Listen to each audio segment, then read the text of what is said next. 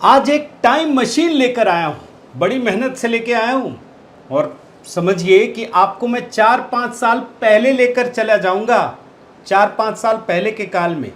आपको हो सकता है यकीन नहीं हो रहा, लेकिन आप एक बार आंख अपनी बंद कीजिए, फिर खोलिए और उसके बाद महसूस कीजिए कि आप 2018-19 के काल में पहुंच गए हैं। अब चमत्कार देखिए, अब अगर 2018-19 में है तो 2019 के मार्च से मई तक चुनाव होने, लोकसभा के चुनाव, और मोदी जी को दोबारा फिर से जनता के बीच जाना है तो बहुमत भी हासिल करना पड़ेगा। लेकिन माहौल क्या है, जानना चाहते हैं कि नहीं? तो चलिए सबसे पहले एबीपी न्यूज का सर्वे आपको दिखाता हूं, जिसने रिजल्ट बता दिया कि भारतीय जनता पार्टी की बुरी हालत हो रही है। देख लीजिए। लोकसभा चुनाव के सर्वे में किसी को बहुमत नहीं मिल रहा है।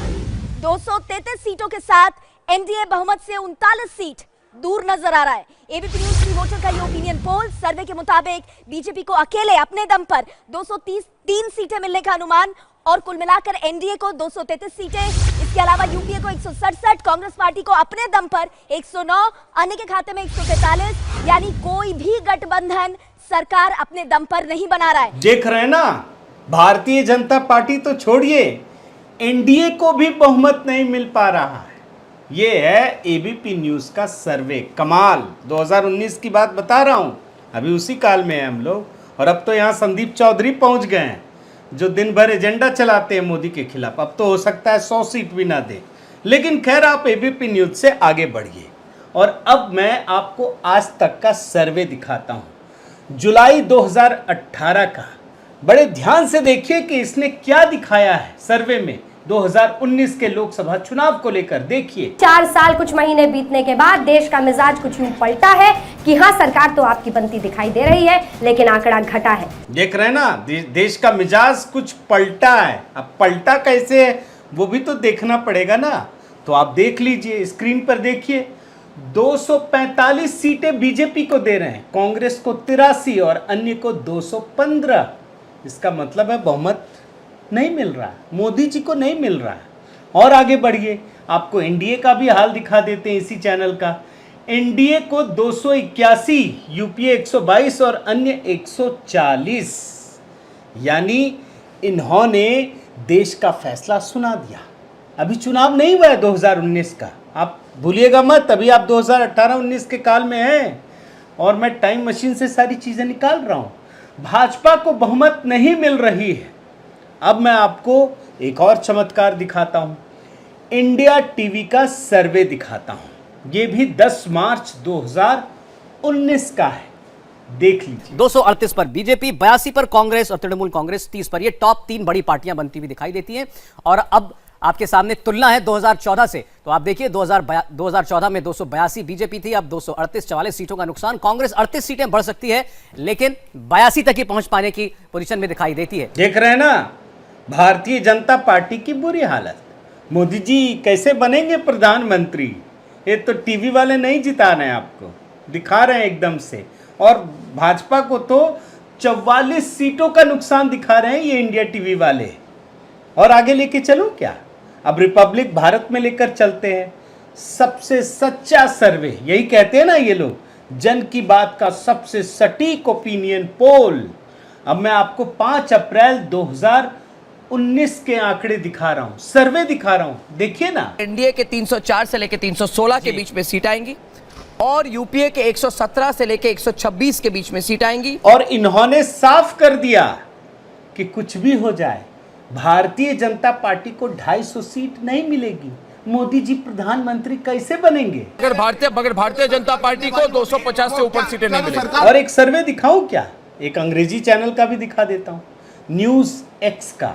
इसकी रिपोर्ट देखिए और इसका भी सर्वे देखिए क्या स्थिति है। BJP and the Congress stand solo. Those were of course the projections with their allies. As far as the BJP is concerned, in 2014 alone they managed to get 282 seats. In 2019 this has translated, the projection is at 257, so that's a loss of 25 seats right there for the BJP. As far as the Congress is concerned, in 2014 it was at 44. And in 2019, the projection is at 67. So that's a gain of 23 seats for the UPA. देख रहे हैं ना दोस्तों, एक भी news channel ने नहीं दिखाया कि मोदी को पूर्ण बहुमत हासिल हो रही है। पिछला आंकड़ा तो छोड़ दीजिए, एकदम नीचे दिखा रहे हैं। और इतना ही नहीं दोस्तों, जब मतदान हो गया उसके बाद जब एग्जिट पोल की बारी आई तब भी वही खेल किया गया। आप सोच से परे है। मैं एबीपी न्यूज का आपको एग्जिट पोल दिखाता हूं 19 मई 2019 का एक छोटा आंकड़ा देखिए। बीजेपी 267 उस मैजिक पॉइंट से दूर थोड़ी सी, कांग्रेस प्लस 127 और एनडीए 267 है, 5 सीट दूर है। और जब ये एग्जिट पोल दिखा रहे थे ना एबीपी न्यूज वाले, तो बड़े गर्व से बता रहे थे, यही तो हम ओपिनियन पोल में भी बताते थे, वही रिजल्ट आ रहा है। भाड़ में जाए, ये कहाँ वोटिंग ये सब चुनाव आयोग फालतू की संस्था है यार, क्यों वो कराते हैं। अब देखिए ना, हमने जब ओपिनियन पोल किया था वो फिगर भी 267 आया था और एग्जिट पोल भी 267 आकार था। देख लिया ना दोस्तों। तो कुल मिलाकर किसी चैनल ने अपने ओपिनियन पोल में ये नहीं दिखाया कि मोदी को पूर्ण बहुमत हासिल हो रहा है, और कुछ ने तो एनडीए को भी नहीं दिखाया। लेकिन बाद में जब एग्जिट पोल की बारी आई तो कुछ ने एनडीए को पूर्ण बहुमत दे दिया, कुछ ने और भी दिया होगा। लेकिन मजेदार बात जानते क्या है, इतने वोट पर भी रवीश कुमार विलाप करने लगे। अभी टाइम मशीन से बाहर मत निकलिएगा, आपको 2019 में ही रख रहा हूं मैं। रवीश कुमार की हालत देखना जरूरी है दोस्तों। ये पत्रकारिता के नाम पर किस प्रकार से खिलवाड़ करते हैं ये तो आप देख चुके हैं ना। हिंडनबर्ग मामले में हिंडन नदी पहुंच गए, हिंडनवा करने लगे, और अभी मोनू मानेसर को लेकर एक गाना लिख दिया। विचित्र पत्रकारिता, और तभी समझ में आता है कि ये इतने बड़े लोग क्यों हैं। लेकिन खैर, मैं आपको उन दिनों की याद दिलाता हूं। आप देखिए कैसे रवीश कुमार विलाप करते हैं इस एग्जिट पोल और ओपिनियन पोल को देखकर। ढेर सारे पत्रकार गांव-गांव में मोदी लहर खोज रहे थे, बता रहे थे कि नहीं मिल रही है। जब नहीं मिली तो अंडर करंट ढूंढने लगे। और अब ये अंडर करंट कैसे मिला, ये भी तो जानना चाहेंगे ना। खुद उन्हीं की जुबान से सुनिए। आखिरकार आज उन्हें मोदी लहर मिल गई, शुक्रिया एग्जिट पोल का। एग्जिट पोल के नतीजे बता रहे हैं कि मोदी लहर धुआंधार है। हर सर्वे में बीजेपी प्लस की सरकार। सुन लिया ना आपने, बीजेपी प्लस की सरकार। इनको सभी एग्जिट पोल में भारतीय जनता पार्टी की सरकार दिख रही थी। हकीकत तो कुछ और थी, ये तो मैंने आपको दिखाया ना, सुन लीजिए। इस बार के सभी पोल में बीजेपी की सरकार बन रही है। लेकिन इनको पत्रकारिता तो करनी नहीं थी दोस्तों, इनका ना कोई लेना देना है, और इसीलिए खबर बताने की जगह ये सिद्ध करने में लग गए कि एग्जिट पोल सब जगह गलत होते हैं। और जानते हैं, मैंने पूरा वीडियो सुना, ये ऑस्ट्रेलिया का उदाहरण ढूंढ लाएं। अब वो क्या दिखाऊं, उससे तो बहुत बड़ा हो जाएगा, लेकिन इन्होंने अपनी बात बता दी। सर्वे और एग्जिट पोल हर जगह गलत हो रहे हैं। और फिर ये पोल करने वालों को गरियाने लगे, सारे एग्जिट पोल वालों को। अब सुन लीजिए, बड़ा इंटरेस्टिंग है दोस्तों रवीश कुमार का ये बयान। मैंने एग्जिट पोल को लेकर एक थ्योरी बनाई है, पेटेंट नहीं हुआ है और ना ही अभी तक मुझे नोबेल मिला है। तो एग्जिट पोल दुनिया का पहला वैज्ञानिक काम है जो गलत होने के बाद भी गलत होने के लिए किया जाता है। लेकिन हुआ क्या, आप सबको पता है। 2019 के चुनाव में प्रधानमंत्री मोदी की लहर नहीं, सुनामी थी, प्रचंड बहुमत। अब तक के भारत का इतिहास बदल गया। ये पहले प्रधानमंत्री थे जिसने अपना दूसरा चुनाव लगातार तो जीता ही, लेकिन पहले वाले से ज्यादा सीट लेकर आए। कभी नहीं हुआ, नेहरू भी नहीं कर पाए, इंदिरा गांधी भी नहीं कर पाई। तो ये है मोदी की प्रचंड विजय का वो सिलसिला जिसको झुठलाने में सारे लोग लगे रहे। लेकिन अब कहानी पर आइए। 2024 नजदीक है, 6 महीने का वक्त बचा है, लेकिन सारा सियासी खेल शुरू हो गया है। साजिशें रची जा रही हैं, कैसे मोदी को हराने का गणित तैयार हो रहा है। आज के वीडियो में उदाहरण के साथ आपको दिखाऊंगा दोस्तों, और बीच बीच में टाइम मशीन के जरिए पीछे भी आपको लेकर चलूंगा। साथियों नमस्कार, मैं हरिश्चंद्र बर्णवाल। अब मैं आपको आगे कुछ बताऊं दोस्तों, लेकिन एक बहुत ही गंभीर जानकारी आपके साथ साझा करना चाहता हूं। आप मेरे वीडियो को जिस प्रकार से पसंद करते हैं, लाइक करते हैं, लोगों के पास पहुंचाते हैं और जिस तरीके से आप लोगों का प्यार मिल रहा है, वो शायद कुछ लोगों को पसंद नहीं आ रहा। उन्हें नफरत होती है, क्योंकि उनके जो नैरेटिव है ना, उसको मैं डिकोड करता हूँ और शायद इसी वजह से वो लोग मेरे पीछे पड़ गए हैं चिढ़कर, और जानते अनाप शनाप हरकतें कर रहे हैं, रिपोर्ट मार रहे हैं, फ्लैग कर रहे हैं, और इसका असर आप देखिएगा कल के मेरे वीडियो में, आपको समझ में आ जाएगा। दोस्तों, मुझे एक दर्शक ने ये जानकारी भेजी, तब मुझे एहसास हुआ, वरना मुझे तो लग रहा था कि शायद आपको पसंद नहीं आ रहा। आप देखिए, मैं आपको दिखा रहा हूँ स्क्रीन पर, ये एक सज्जन ने कमेंट किया है और आप जानते हैं, आप सबों के कमेंट में पढ़ता हूँ। इन्होंने लिखा है, YouTube is flashing warning that this post has suicidal contents, is talking about anything about Pappu Rahul includes suicidal tendencies, even YouTube has become toxic। देख रहे हैं ना। और उसके बाद मैंने खुद अपने एक दूसरे मोबाइल से अपना ही वीडियो खोलने की कोशिश की, तो देखिए उसमें क्या लिखा हुआ आ रहा है। Viewer discretion is advised, the following content may contain topics related to suicide or self harm। देख रहे हैं दोस्तों। और उसके बाद फिर कई लोगों के कमेंट मिले, मुझे व्हाट्सएप पर भी कई लोगों ने अपने विचार साझा किए हैं, अनगिनत लोगों ने, और बहुत सारे लोगों ने सुझाव भी दिया है। अब मैं आपको दोस्तों एक बात ज़रूर बताना चाहता हूँ, आपने अगर पिछले 1.5 वर्षों में मेरे वीडियो को देखा होगा तो आपने इस बात को महसूस किया होगा कि मैं दिन रात मेहनत करता हूँ, 24 घंटे मेहनत करता हूँ, एक एक तथ्य को निकालता हूँ, रिसर्च करता हूँ, और ये कितना मेहनत का काम है। बयानों को ढूंढ ढूंढ कर लाता हूँ, सिर्फ इसलिए कि मैं बाकी लोगों की तरह कोई बयान सुनाकर सिर्फ गोल गोल जलेबी ना बनाऊं, बल्कि आपको वो तथ्य भी दिखाऊं जो मैं अपनी जुबान से बोल रहा हूं। और इसके लिए सालों पुराने डेटा को, बल्कि मैं 1947 तक के डेटा को, वीडियो को ढूंढ ढूंढ कर आपके सामने प्रस्तुत करता रहा हूं। और इसीलिए दोस्तों, ये जो बाकी दूसरे सिस्टम के लोग हैं ना, उनको पसंद नहीं आ रहा है, वो एकदम से टारगेट कर रहे हैं। और इसीलिए मेरा आपसे निवेदन है कि देखिए, मैं तो मेहनत ही कर सकता हूँ, परिश्रम कर सकता हूँ, इन नैरेटिव्स का पर्दाफाश कर सकता हूँ, लेकिन असली ताकत तो आप है। क्योंकि अगर ये चीज़ें आप तक पहुँचेंगी ही नहीं तो फिर उसका फ़ायदा क्या होगा इतनी मेहनत करने का। तो मैं आपसे गुजारिश करता हूँ, सहयोग कीजिए, देखिए ज़रूर, लेकिन लोगों तक पहुँचाइए, कमेंट कीजिए। शायद इसी से YouTube को पता चले कि ये कंटेंट अच्छा है, लोगों को पसंद आ रहा है। और इसीलिए जो मैं आपसे गुजारिश करना चाहता था दोस्तों, बाकी तो मैं आपके सामने बाकी चीज़ें रख रहा हूँ। अब खबर पर आइए दोस्तों। इस देश में जितने भी मीडिया एनालिस्ट हैं, पॉलिटिकल पंडित हैं, सेफोलॉजिस्ट हैं, कहने को तो ये देश सेवा के नाम पर, निष्पक्षता के नाम पर बात करते हैं, लेकिन यकीन मानिए इनमें से अधिकतर किसी न किसी पार्टी का एजेंडा चलाते हैं। ये पक्षपाती होते हैं, ये एक विचारधारा को पुष्पित और पल्लवित करते हैं। और ये काम 2014 से पहले से होता आ रहा है।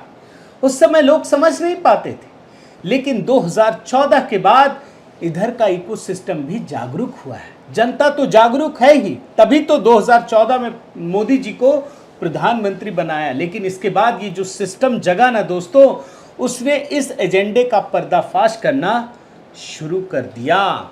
और इस मामले में मैंने एक बड़ा अच्छा आर्टिकल देखा, जो उधर का इकोसिस्टम है ना, उसी के एक शख्स ने ये लेख लिखा है। आप देखिए, दी कारवां के पॉलिटिकल एडिटर हरतोष सिंह बल ने ये आर्टिकल लिखा है। इसमें वो लिखते हैं कि कांग्रेस ने जिस लेफ्ट लिबरल इकोसिस्टम को पाला पोसा, वो पूरी तरह भ्रष्ट था। इसमें व्यापारी से लेकर पत्रकार, विश्वविद्यालयों के अध्यापकों और छात्र, विभिन्न संस्थाएं और स्वयंसेवी संगठन शामिल थे। और इन सब का काम कांग्रेस और उसकी लेफ्ट विचारधारा को आगे बढ़ाना था। आज भी ये इकोसिस्टम दोस्तों काम कर रहा है। जैसे ही चुनाव आता है, ये एकदम से सक्रिय हो जाते हैं। अभी मैं आपको एक एक करके इसकी पोल खोल कर दिखाऊंगा, आपको समझाऊंगा, आपकी आंखें फटी की फटी रह जाएंगी। और देखिए आप 2024 के चुनाव आने वाले हैं, तो इस इकोसिस्टम से खबर चल रही है कि 2024 में प्रधानमंत्री मोदी को 2019 से कम सीटें मिलेंगी। देख लीजिए, popular view is that Modi will be री elected in 2024 but with less seats. ऐसे ही शुरू होता है। इसी खबर को अपने तरीके से सभी इकोसिस्टम के लोग अपने अपने तरीके से चला रहे हैं। सब उसी एजेंडे के साथ अपने अपने तरीके से लिखकर वास्तविकता क्या है ये नहीं बता रहे, सिर्फ चला रहे हैं। माहौल बनाने की ये प्रक्रिया होती है दोस्तों। और इसी एजेंडे को ओपिनियन पोल में कुछ इस तरह दिखाया जा रहा है कि 2024 में मोदी का मैजिक बना रहेगा, लेकिन राहुल गांधी की रेटिंग बढ़ रही है। यानी 2024 के चुनाव के लिए ये एजेंडा मीडिया में अभी से तैयार हो चुका है। लेकिन आप चौंक जाएंगे कि ठीक इसी प्रकार का एजेंडा 2019 के लोकसभा चुनाव से पहले चलाया गया था। उस समय भी कहा गया था, जैसा आज कहा जा रहा है, कि मोदी को 2019 में 2014 से कम सीटें मिलेंगी। उस समय भी ओपिनियन पोल में यही कहा जा रहा था कि पीएम मोदी की रेटिंग गिर रही है और राहुल गांधी उसके करीब पहुंच रहे हैं। अभी तो मैंने आपको वीडियो दिखाया ना, अब मैं दूसरे एंगल से यही चीजें दिखा रहा हूं। ये एजेंडा चलाया जा रहा था दोस्तों कि 2019 में सभी ओपिनियन पोल मोदी की लहर को घटता हुआ दिखा रहे हैं। अब मैं आपको इस लेफ्ट लिबरल इकोसिस्टम के खेल को समझाता हूं। ये जो इकोसिस्टम है ना दोस्तों, वो प्रधानमंत्री मोदी के खिलाफ हवा बनाने के लिए कुछ गिने चुने थ्योरी को उछालता है। उस थ्योरी का कोई लेना देना नहीं होता, लेकिन वो इसलिए उछाला जाता है कि मोदी के खिलाफ माहौल बनाया जा सके। आप अगर उस माहौल में रहकर उसको काटना चाहे, उसको तोड़ना चाहे, तो आप तोड़ नहीं पाएंगे, क्योंकि ये एकजुट होकर उस पर छापामार युद्ध की तरह से काम करते हैं और ये सब कुछ निष्पक्षता की आड़ में चलाते हैं। मैं आपको इंडियन एक्सप्रेस के पूर्व संपादक शेखर गुप्ता, जो आजकल प्रिंट के संपादक हैं और इसी नाम से यूट्यूब चैनल में अपना पॉलिटिकल एनालिसिस करते हैं, 2018 में उनके कुछ लेख देखिए। ये सारे लेख इसी लेफ्ट लिबरल इकोसिस्टम के एजेंडे को चलाने वाले थे। बड़े ध्यान से देखिएगा दोस्तों, ये वैसे आप ढूंढ नहीं पाएंगे, बड़ी मेहनत से निकाला है। The Modi government is the most faceless, nameless and talent ours India has seen. Modi के लिए दूसरा चुनाव जीतना कठिन बता रहे थे, बहुत कठिन। Why a second term for Modi seems blah blah blah. देख लीजिए, आगे बढ़िए। राहुल गांधी की मंदिर राजनीति को ये स्मार्ट पॉलिटिक्स बताते हैं, लेकिन भारतीय जनता पार्टी की मंदिर की राजनीति को सांप्रदायिक बताते हैं। इतना बड़ा हिपोक्रेसी आप देख नहीं पाएंगे। आप देख लीजिए, शेखर गुप्ता अपने विश्लेषणों के जरिए ये साबित करने का काम करते हैं कि प्रधानमंत्री मोदी के राजनीतिक निर्णय गलत हैं। उत्तर प्रदेश के मुख्यमंत्री योगी आदित्यनाथ को नोटबंदी से भी बड़ी भूल ये मोदी की बताते हैं। ये इकोसिस्टम दोस्तों एक ही एजेंडे पर काम कर रहा था। मैं आपको भी बताया था ना कि अलग अलग तर्क, अलग अलग थ्योरी ये हवा में उड़ाएंगे, ये उसी की देन है। और एजेंडा चलाने के लिए हर तरह के तर्क को गढ़ने में माहिर है, जिसे आप चुनाव के माहौल में नकार ही नहीं सकते हैं। लेकिन जब चुनाव खत्म हो जाता है तब क्या होता है, किसी को याद नहीं रहती। और इसीलिए मैं आपके सामने इन सारी चीज़ों को लेकर आया हूँ ताकि आपको याद हो सके। और जानते हैं दोस्तों, एक और चीज़ दिखाता हूँ। 2019 के चुनाव परिणाम आने तक इसी एजेंडे को कैसे चलाने का काम करते रहे। देखिए, इन्होंने सी वोटर के पोल के हिसाब से भाजपा को 220 सीटें मिलने का ट्वीट कर दिया। देख लीजिए बड़े ध्यान से। लेकिन हुआ क्या, सी वोटर के कर्ता धर्ता यशवंत देशमुख ने शेखर गुप्ता को इस फेक खबर के लिए ट्विटर पर ही चेतावनी दे दी। अब आप देखिए दोस्तों कि 2024 के लिए भी, ये 2019 की कहानी बता रहा था मैं, अब 2024 में आइए, 2024 के लिए भी शेखर गुप्ता उसी एजेंडे पर काम कर रहे हैं। 2021 में ही इन्होंने लिखना शुरू कर दिया कि कांग्रेस मोदी के लिए 2024 का चुनाव अधिक चुनौतीपूर्ण बना सकती है। देख रहे हैं ना, ये वही एजेंडा है जो लेफ्ट लिबरल इकोसिस्टम चला रहा है। Can 2024 become more challenging for Modi. फिर 2022 में शेखर गुप्ता ने लिखा कि मोदी और शाह को हराने के लिए क्या करना चाहिए। अब ये भी बता रहे हैं, मैं तो आपको एक और सज्जन का दिखाया था, ये भी बताते हैं, ये लोग यही करते हैं। आगे बढ़िए। अब आपको मैं योगेंद्र यादव का बौद्धिक खेल दिखाता हूँ। ये भी चुनाव विश्लेषण के लिए जाने जाते हैं, सेफोलॉजिस्ट खुद को कहते हैं, लेकिन यूपी चुनाव में तो क्या कर रहे थे आपको याद है ना, आपको वो वीडियो भी दिखाया है। ये तो माहौल बना रहे थे, गेंदबाजी के लिए तैयार कर रहे थे, पिच तैयार कर रहे थे, लेकिन ये विश्लेषण के जरिए करते क्या है ये देखिए। 2018 में कहा कि भाजपा को 2014 से 100 सीटें कम आएंगी, 2014 से 100 सीटें कम आएंगी, ये योगेंद्र यादव कह रहे थे। और आज 2024 के लिए ये लगातार कह रहे हैं कि भाजपा को 2024 जीतना अब आसान नहीं है, क्योंकि विपक्ष के गठबंधन की रणनीति से राजनीतिक परिदृश्य बदल गया है। और जानते हैं दोस्तों, इसी एजेंडे को हवा देने के लिए इंडिया टुडे का सर्वे भी आता है। हर आपदा के समय सर्वे किए जाते हैं, जैसे कोरोना के समय 2020 में ये सर्वे किया गया और कहा गया कि अगर आज चुनाव हो जाएं तो प्रधानमंत्री मोदी चुनाव हार जाएंगे। लेकिन आपको मैंने दिखाया है कि जब कोरोना का काल था ना, तो दुनिया भर के नेताओं में जो अप्रूवल रेटिंग थी वो मोदी की निरंतर ऊपर बनी रही, आज भी है, लेकिन उसमें मैं नहीं जा रहा। और इसी ओपिनियन पोल को जो मैंने अभी इंडिया टुडे का बताया, शेखर गुप्ता ने जमकर सोशल मीडिया पर शेयर किया। अब मैं शेखर गुप्ता के अलावा एक और सज्जन, एक और बड़े पत्रकार, जाने माने पत्रकार मिन्हाज मर्चेंट का खेल दिखाता हूं। देखिए वो कैसे एजेंडे को आगे बढ़ाते हैं। 2019 लोकसभा चुनाव से पहले 2018 में लिखा कि मोदी को 272 का आंकड़ा पाना कठिन है।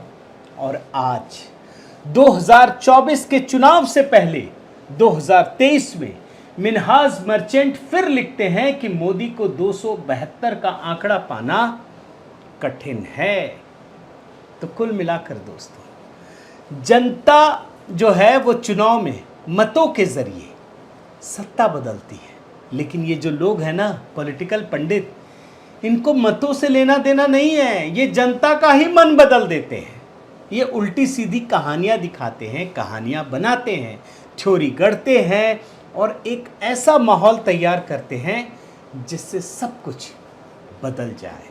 तो इसीलिए मुझे लगा दोस्तों कि आपको जागरूक किया जाए, तो ये मेरी कोशिश थी। और एक महत्वपूर्ण जानकारी दोस्तों कि बहुत सारे लोग सोशल मीडिया पर या यूट्यूब के ज़रिए मुझसे पूछते हैं कि वो मदद करना चाहते हैं तो किस प्रकार हमारी मदद कर सकते हैं। तो मैं पहली बार आप लोगों के सामने ये नंबर दे रहा हूँ, जिसमें पेपाल नंबर है और तमाम नंबर है, अकाउंट डिटेल्स हैं। तो अगर आप चाहते हैं तो इन नंबरों पे मदद कीजिए और हमारी पत्रकारिता को यूं ही सपोर्ट करते रहिए। और पहले की तरह दोस्तों मेरे वीडियो को ज़रूर लाइक, शेयर और कमेंट कीजिएगा, और साथ में इस बेल आइकन को प्रेस करना मत भूलिएगा। नमस्कार।